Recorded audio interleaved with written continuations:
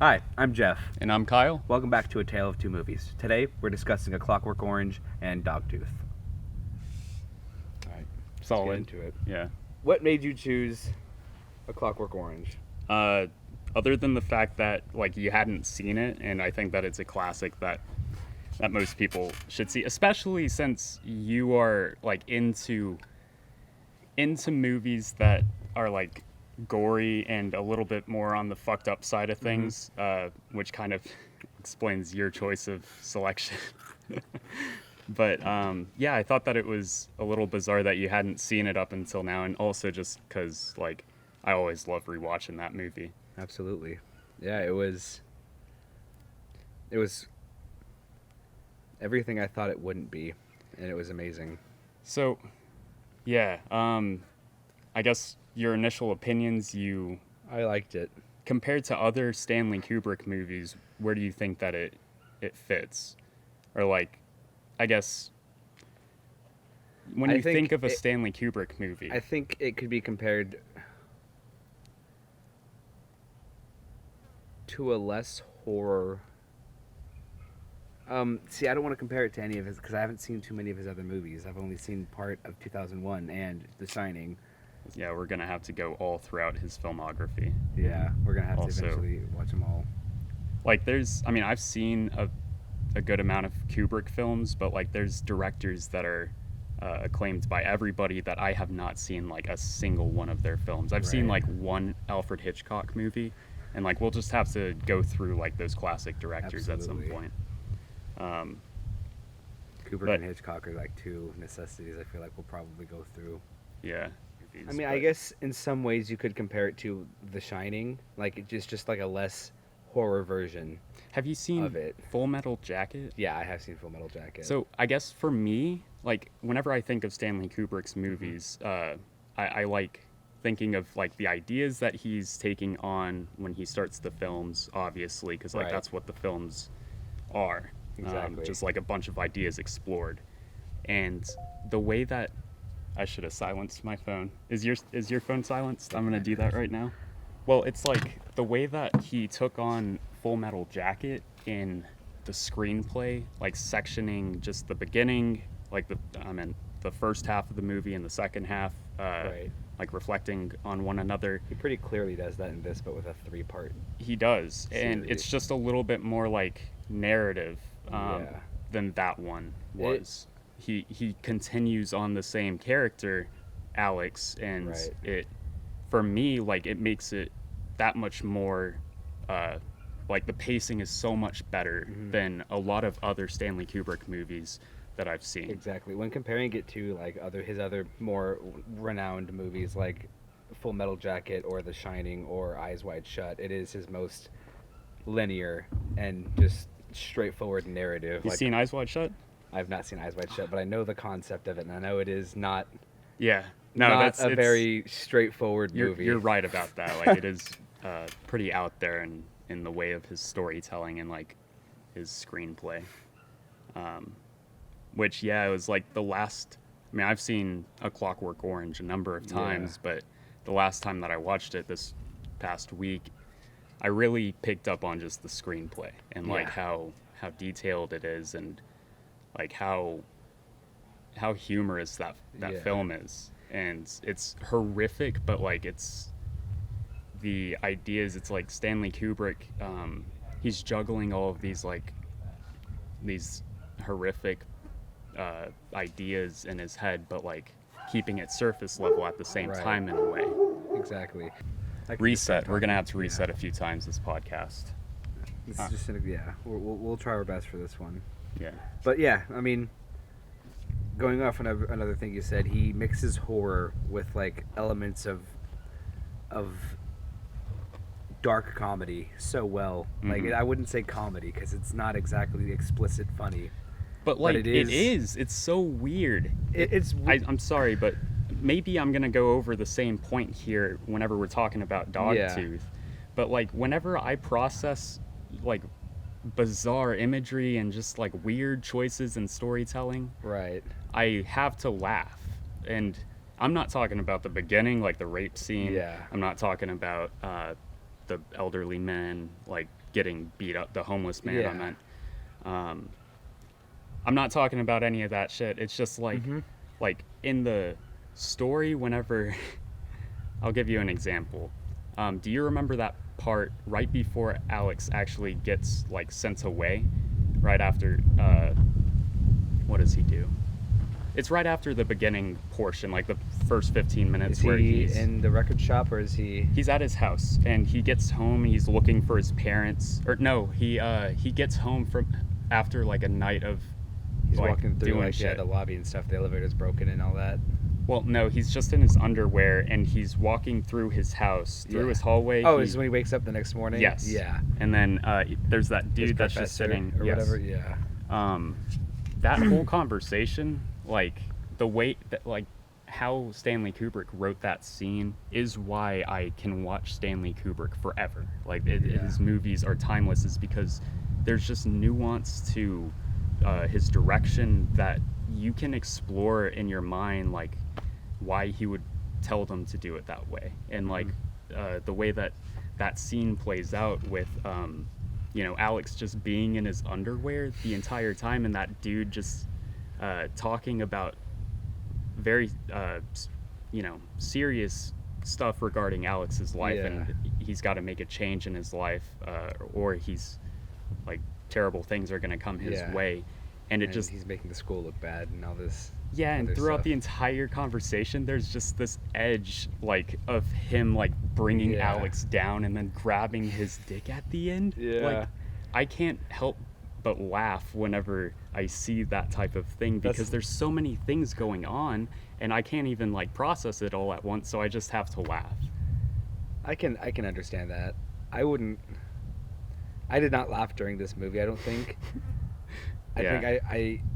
I don't know if I laughed at that the first time that I watched the movie. The one part I did like was when the writer is listening to him singing in the rain for the second time in the bathtub after he's come home after the prison experiment. Dude, he's just looking down at the door. That is like one of the most iconic shots in Stanley Kubrick. That was, I feel like, as jarring watching the first time as seeing the parasite like eyes coming up from the stairs. That was like, I had the same feeling, like a same, gut-wrenching, just like what the fuck, like it's a really disturbing shot right there. Yeah, like it's heavy. It definitely hit. In The Shining, you remember the Jack Nicholson like freezer shot? That's also, he took inspiration. The same thing, exactly.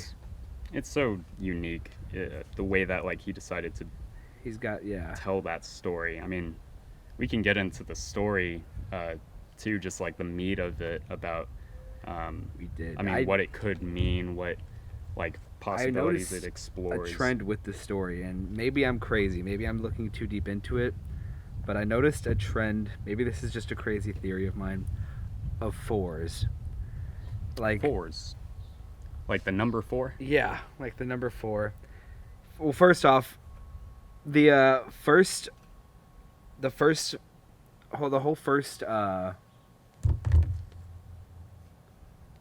act ends at 44 minutes. Like, he's sent off to the prison right at 44 minutes, and then the second act ends at an hour and 28, which is another 44 minutes, and then the third act is 45 minutes, which is unfortunate.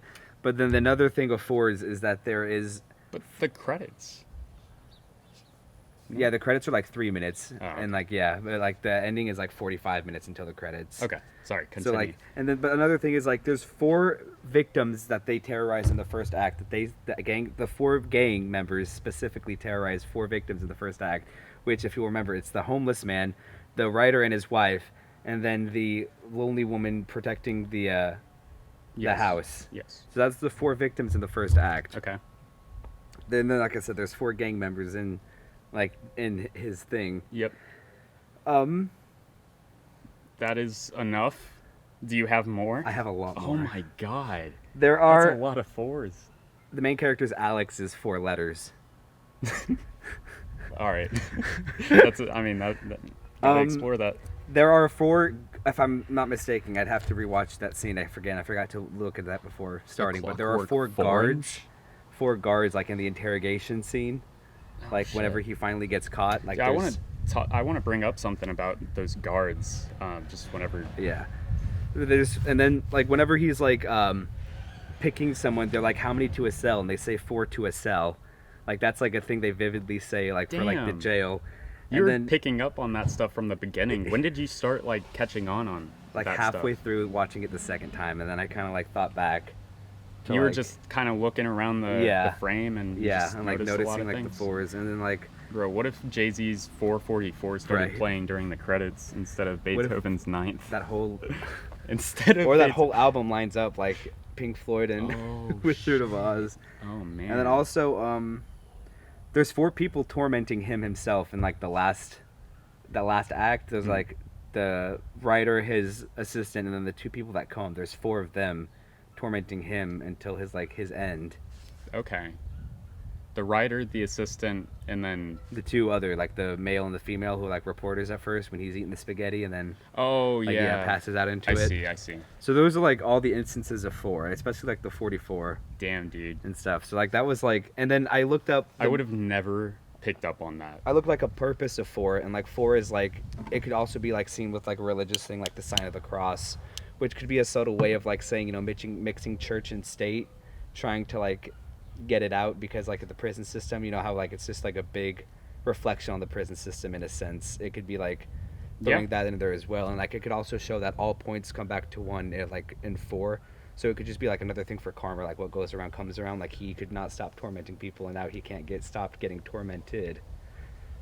Yeah. So like that's just like my little theory. I don't know how You deep it is. Look to see if anybody else has that theory, because I mean, of course, any Right. Stanley Kubrick movie has been picked apart. Right. So like that 4 thing has probably been brought up. I in haven't. forums. I didn't research it Forums. myself, honestly. I But- should look into it, but Still, like Yeah. that's crazy. that was like something I noticed. No, like about those prison guards. Yeah, we can go back to those prison guards. And like that, it kind of lines up with what you finished off talking about, just like the religion mixing with government and Yeah. shit like that. It's like those prison guards, and like specifically the one that was like always standing at attention, Yeah. screaming all the stuff. Like he was so like mentally manipulated by the government. Yeah. But just in a way that was like contrasted Alex's manipulation so Exactly. differently. I mean, it just the way that it is different, I guess, is that he had like fully accepted and immersed himself in the idea of like this manipulation going on. He Right. allowed it to happen to himself, this prison guard, I mean. He was whereas, like willing the whole time. yeah, and like maybe at his heart he was like a good spirit, but like Exactly. Might have really he even was been just excited like for. ever since early on in his life, like he was just a young boy. He was probably, I don't know, he probably had some fucked up beginning to And, like, to where what he we're- like needed stability, and like he wanted to just like play out this life. And before we expand on that, I just want to go back so we don't have to like track back at the end of the conversation and kind of ruin it. But did you notice the 2001: A Space Odyssey record, like in the record shop?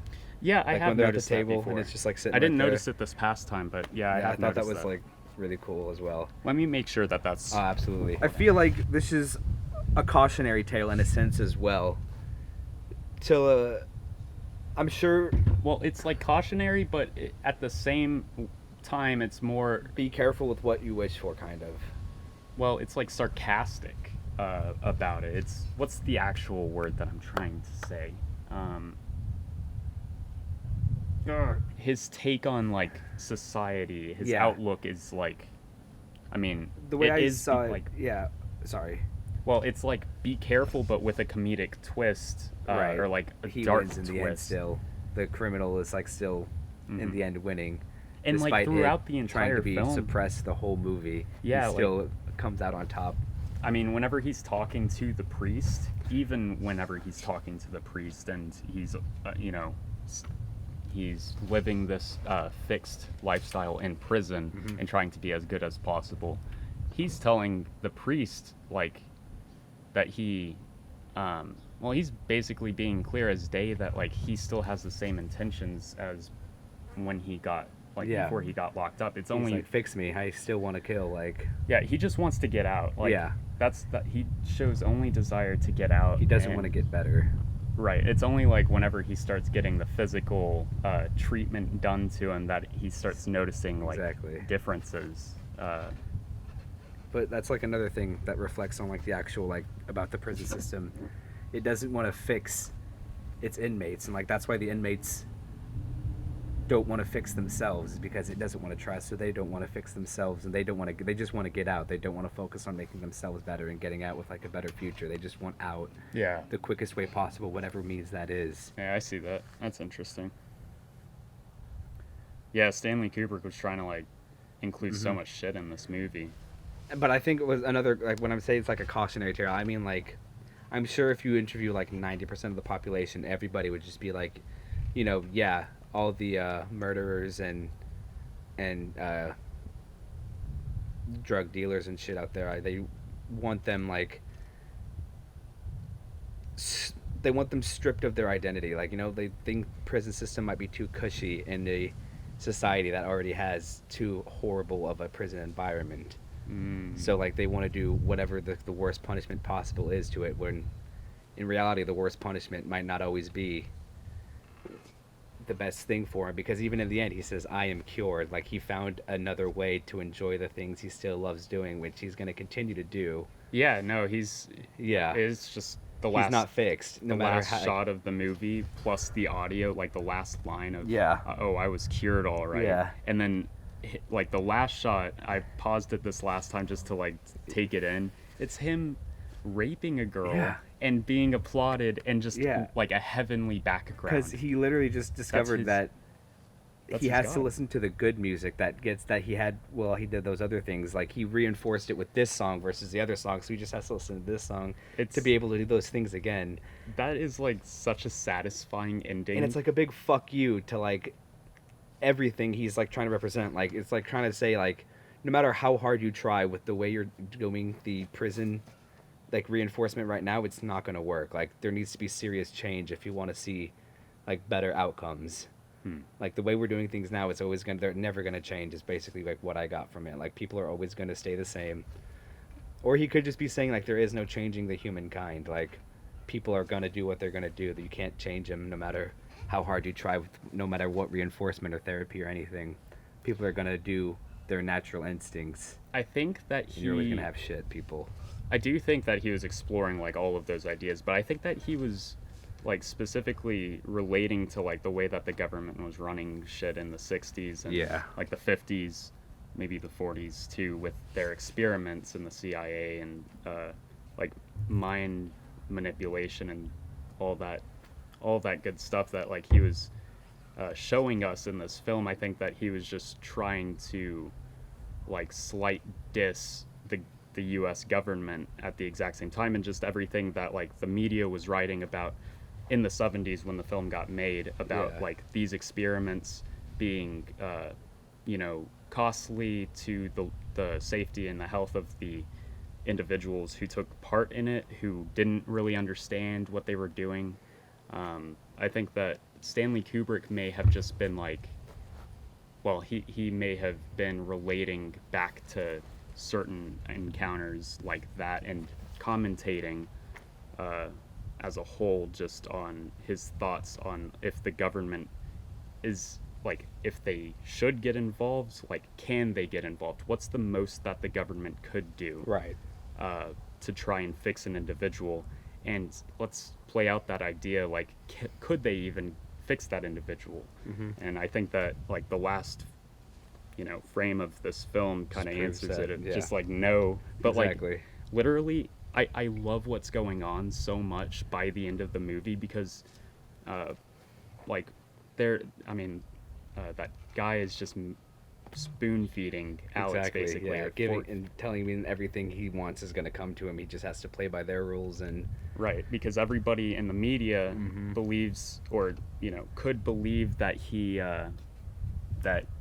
was tortured basically if the right story gets written about it. yeah, And it's just all about like the story that Alex gives, which gives Alex the power and then at the exact same time, like that other Beethoven song is Yeah, playing, exactly, and he's just it's getting like such a good ending.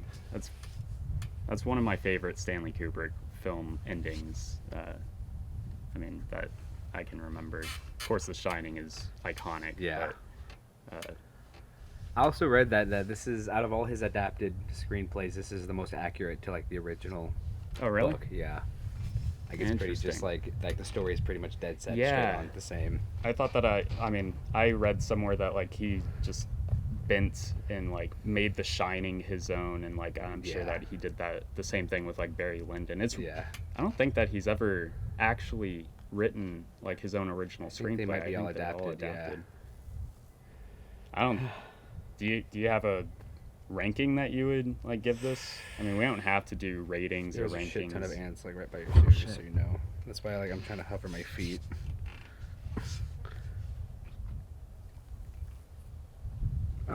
Ranking wise, I don't know if I could give it a ranking yet. I would say it's definitely, I would say above an 85 for sure. Where that is though, I'd have to watch it one or two more times to fully determine. But very, I did enjoy it. Above an 85. Do you have a ranking for it that you would? I give think people? that my ranking would probably be that I'll watch it yearly. I'll watch it annually. It's a classic that will never get old, seemingly, and I'll probably stop watching it whenever I fully figure it out, which will be never. So that'll be my ranking. I'll watch it Right. annually. And who knows, maybe we'll revisit in the future and talk about more things that we've noticed after we watch it a couple more times. Yeah, maybe there's a part 2 to that 4 Right? conspiracy. Maybe we might do a whole we have to do a whole episode on the 4-4. So we're now talking about Dogtooth. You mind if I start off, just because Let's see it what was you the want to- first time that I had ever seen this movie. How many times have you seen it? Now I have seen it 3 times. And it See, gets for better me- every time. right at the end of the movie, I was like, I never want to watch this again. Really? Yeah. It's one of those like one and done deals, but it wasn't like a bad like a bad feeling. It was like, yeah, it's I would definitely say hard the to same. watch in a lot of scenes. I Right. can understand that. It was a good feeling at the end, and I liked the ending. Mhm. I really liked the ending. Yeah. So like that was a plus. However, getting through the core of that movie, it took a lot of attention and a lot of effort for me. Absolutely. Yeah, Yeah? I liked the movie. Mm-hmm. I really did. I guess What'd you get from it? Like, what were you... Did you get anything, if anything, from it? yeah, no, you know what? I actually fucking what I got out of it was some incest soft porn. Okay. Dude, I don't know if I can answer that question. I don't know if I got much out of this I film. can tell you what I got out of it, if you'd like. Yeah, go for it. The way I saw it was like... I see it... And Well, it okay, has a lot I of can- similarities to A Clockwork Orange in the sense that I also see this as, in a sense, a cautionary tale of like, I'm sure every parent out there would want to keep their baby as innocent for as long as possible. And I feel like in this sense, he's just showing what the extremities of that can do to a full-grown person who has a childlike mind and doesn't know anything outside of their own home. This just takes it to the extreme of what it would be like to shield your kid from the outside world, essentially, and keep them innocent or not expose them to the harsh things of the real world. Right. And I do understand that, like, that's what they were trying to show. That's what, but like, I feel like they did in a very... I feel like it was... no, it well, was an interesting way of depicting Right. what like that type of world would be like. And if you're like asking me, I don't know, like what the filmmaker was trying to get Yeah. to us, like it would be like what isolation throughout all of your life and only being exposed to your family members and not even just the people, but like the information that they tell you, the lies and the deception about the outside Exactly. world being dangerous. It's like, however, the dad's character is the lead force. He's Yes. the manipulator. He's the guy, and I needed like a little bit more from him. What I understand wanting more, but I felt like we got a lot because I felt like I saw a dad who cared about his children so much that he didn't want them to be toned down or harshened by the outside world and like Uh, let that come in the way and have them be like maybe, tainted by may, the harsh things of the outside world. And another thing is like the mom definitely had resentment towards the eldest daughter, the one who in the end made sure she would leave the house. The mom, because she treated her like the most shitty out of all the kids. It was obvious throughout the whole thing. mhm. Sh- Like, I feel like, and what I got from it is since they were so okay with them mating or incestualness, I feel like to the kids, they are siblings, but to the parents, like because the way the mom was like, I'm thinking about having twins and a dog. I don't want to hear about the dog. So it's obvious that they pull babies in when they want. So I don't think these are their biological kids. I think all of these kids are adopted. And they had to have the brother on the outside that they killed off later just to show the cautionary and like what it's like on the outside and how easy you could die and how dangerous it is to keep them like he was just everything he doing was just trying to keep them on the inside. That was his ultimate goal. He loved them so much, I feel like he didn't want to I don't know, like I said, like yeah, he didn't want to harshen them or he didn't want to take away their innocence in such a horrible way because they're not innocent in a sense. They know things of like licking the keyboard and Yeah, stuff like that. And the that security was guard like he brings one home of the for funniest lines in the entire movie. And by the way, we were talking about this before the podcast, but I was laughing throughout this film, and it was like I said in the Clockwork Orange part, it was a way of processing it, and not to say that like a lot of it was funny. It was just so bizarre what was happening. Here's my take, and Okay. I guess this is just like my general dissatisfaction with the film, and it does just revolve around the dad because, yeah, he all of that you the kids don't they are the film, but like the dad, I wanted to see why He he did wanted this. to make this film. Like Right. why is this film being made, and what caused the dad to end up this way? He's like this CEO guy at the factory. Like was there something that I missed with that? Because I was waiting a little bit, uh well, I was just kind of waiting For a why. for a clearer answer as to like what made the dad want to start like doing this, because Mhm. I understand that I'm never going to get a why that'll make sense because it's a film that revolves around such a like just a concept, like an Exactly. idea. Um However, I think that they could have maximized that story if or made it more interesting, and maybe it's just me like wanting more, and maybe it's not true and it would have ruined it, but like I would have liked to see maybe what made the dad's character just like I don't know what made him, like what was his upbringing, or like I think that's the thing is that he doesn't need one. I mean, just think about any new parent. They're going to want to like have that instinct to protect their baby and like not let them be exposed to harshness and hurt and all these horrible things. They're going to want to have them they're introducing them to all the good things first and not just giving them like spicy like and like horrible things and like shots and shit like like they play with them whenever they get a tummy ache or like they're hurting, like they do everything to make them feel good. And I just think he didn't want to end that. Like it just shows like how the paternal instinct, too much of it, like too much of a good thing is never like you could always have too much of a good thing. Like, like yeah. and he and I say this because it's obvious the mom didn't care about them at all. Like the mom had so much resentment towards this whole family. Like she treated the kids like shit. She didn't spend any time with them. Like when they were alone in the house while he was away, that was like their free time. It seemed like they were getting into shit. Like the mom just was never present when the dad wasn't around. It felt like, and she was doing everything for him.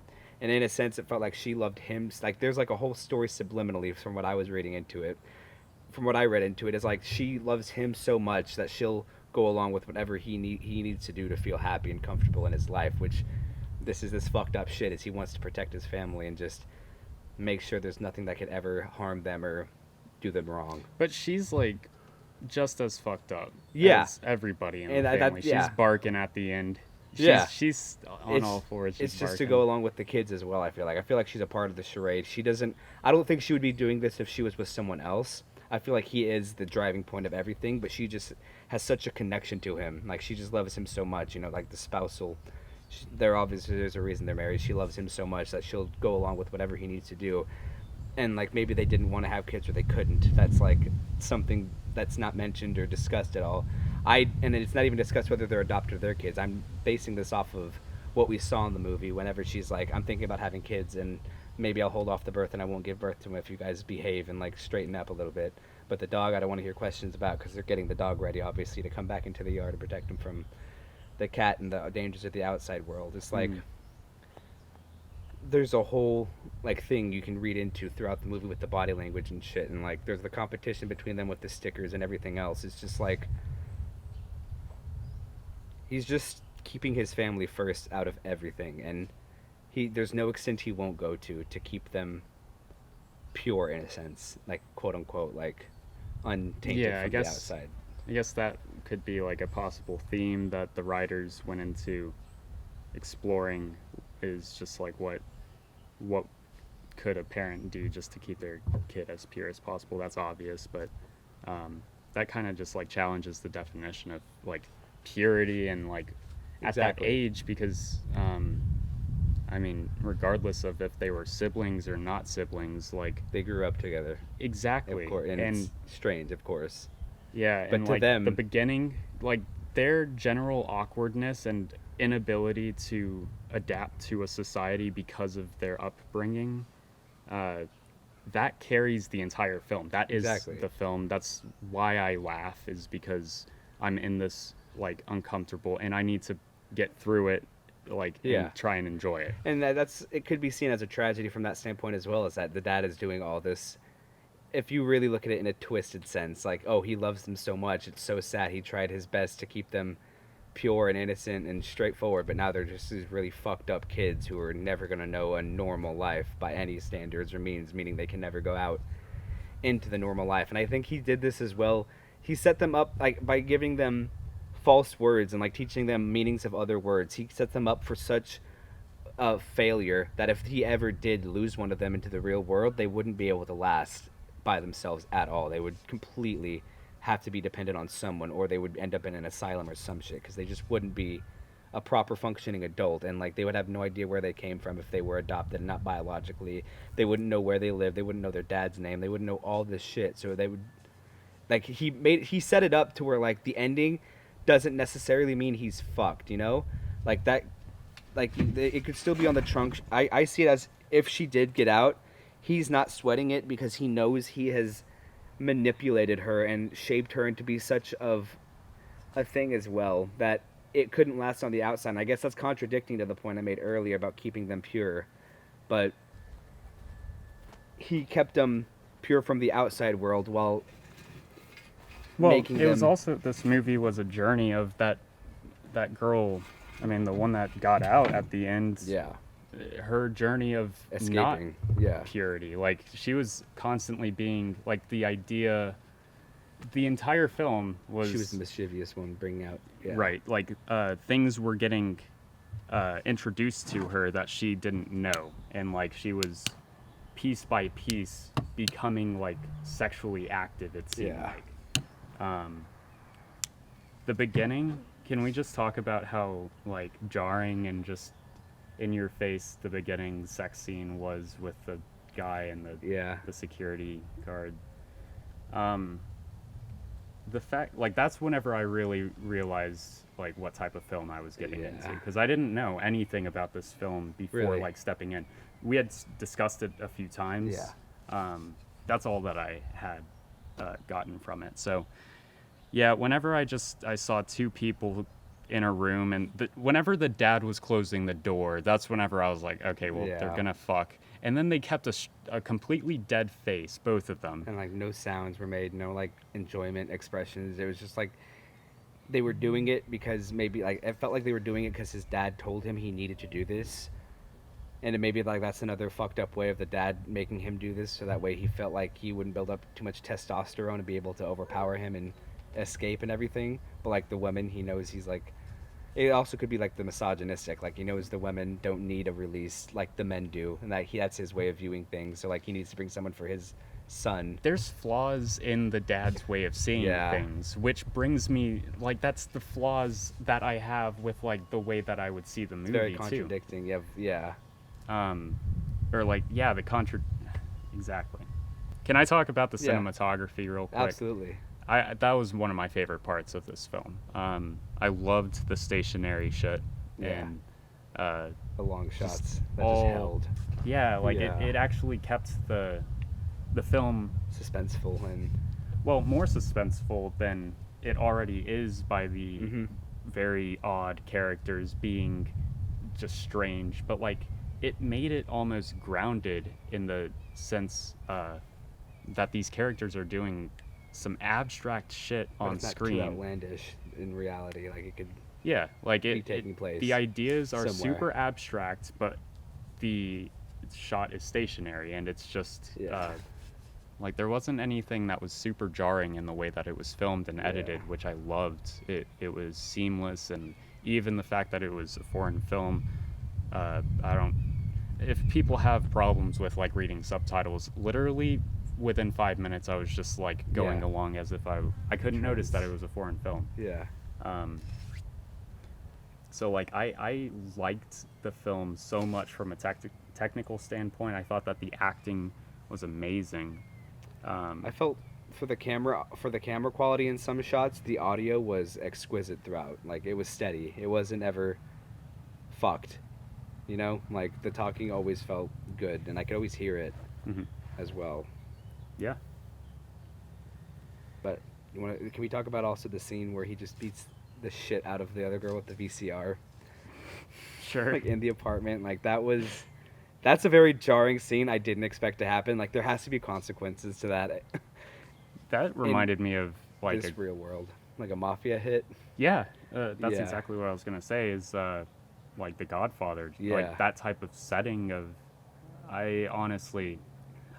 Conversing, did you not expect it to happen? Because whenever I saw him like greeting her, and I was like, because he already knew about the VCRs. I didn't expect him to beat the shit out of her, because I've seen him beat his daughter with when he tapes it and he just fucking smacks her head. I thought that he would. I knew that a confrontation was coming. However, I didn't expect it to come that quick. Yeah, I knew he was going to confront her. It actually about scared the tapes. The shit out of me. Yeah, I didn't expect him just to fucking pick it up and bah. Now that I remember, like something actually like made me jump in that movie. Right. And I think it was that. How would you compare this to another Yorgos Lanthimos movie, The Favorite, which you have seen, which I have not seen? Yeah. So I mean. Are there any similarities that you notice, or not really? Is it kind of like polar opposites almost? Dude, there's a lot of movement in The Favorite, like with the cameras. The screenplay is different. The characters are so different. It's a different. He's just showing his range. I think that this is a smaller scale production than the Favorite, obviously, but like I think a bigger scale production of Dogtooth would be The Killing of a Sacred Deer. I feel like they have a lot of similarities in both the writing, the way the whole story plays out, and the cinematography. I feel like they're very similar in all those aspects. Just longer and like bigger production and higher named actors, and of course in like English as well. Not a foreign language film it's made. Yeah, just compared to like The Favorite, I mean the performances were astounding. The writing was funny. Like I laughed, and I don't see how you don't find this movie funny. I was laughing genuinely like throughout, and I didn't think I thought that I should have been laughing because I was like, there's no other reason why this would be on screen.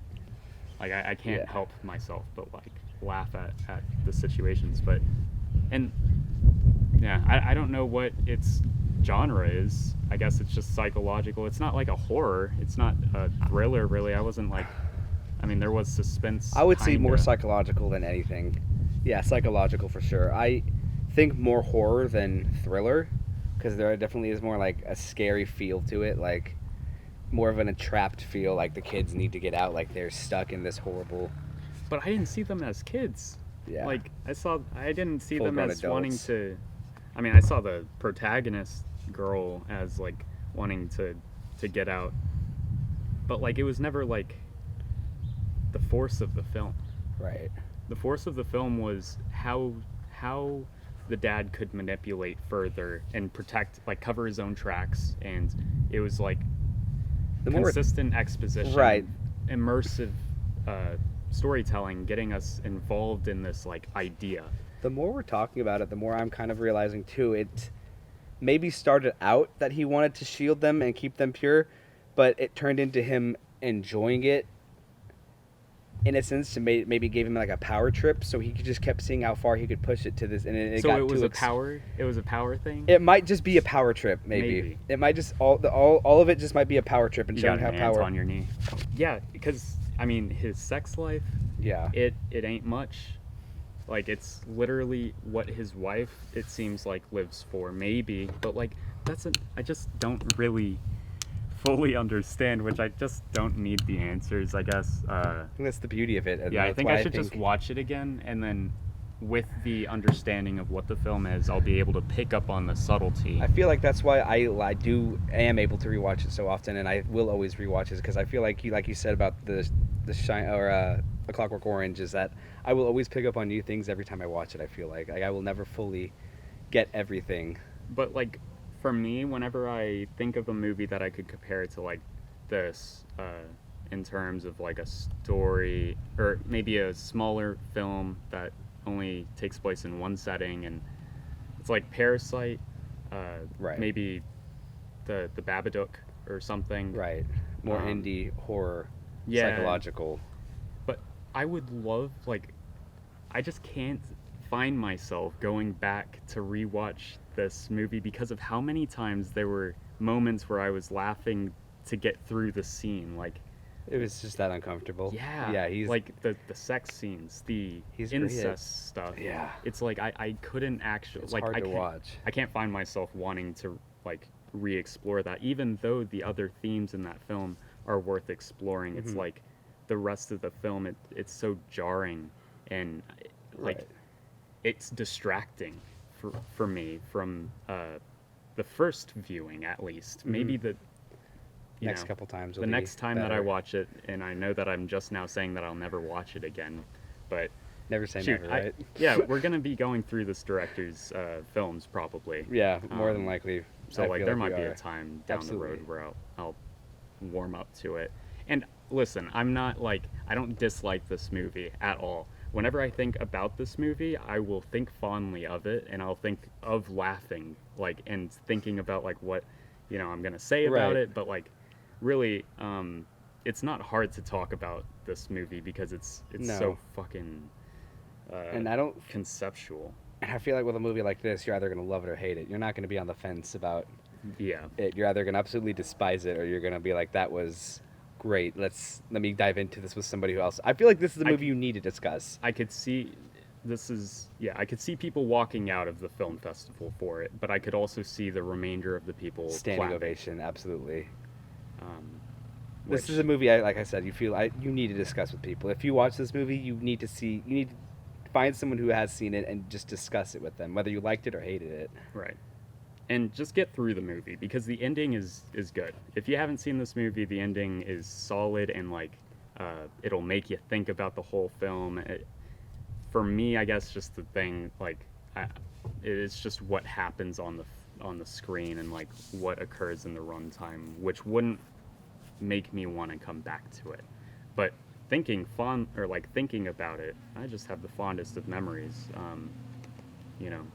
My mind tends to kind of blur out the incest stuff from my memory. What rank would you give this? Well, I'm not like on the fence about it, but it's I'd give it a strong if we were talking the colors, I guess if we're doing a numerical grade, that'd probably be best. I'd give it a strong. We could do a percentage out of 100. Yeah, I'd give it an 80. 80? Yeah. I'd give it right at 80. I'd probably have to give this like a 92. And of course, that'll fluctuate. It's just, My right now. opinions about things always change. Right now, it's a 9.2 for me, just because it's fresh in my mind. I watched this one last night. Yeah. It's very fresh in my mind. I couldn't go to sleep after it. I'm sorry. It's okay. Well, that's been a tale of two movies. Come back next week to find out which two movies we discuss. I've been Geoff. And I'm Kyle. And thank you for joining us.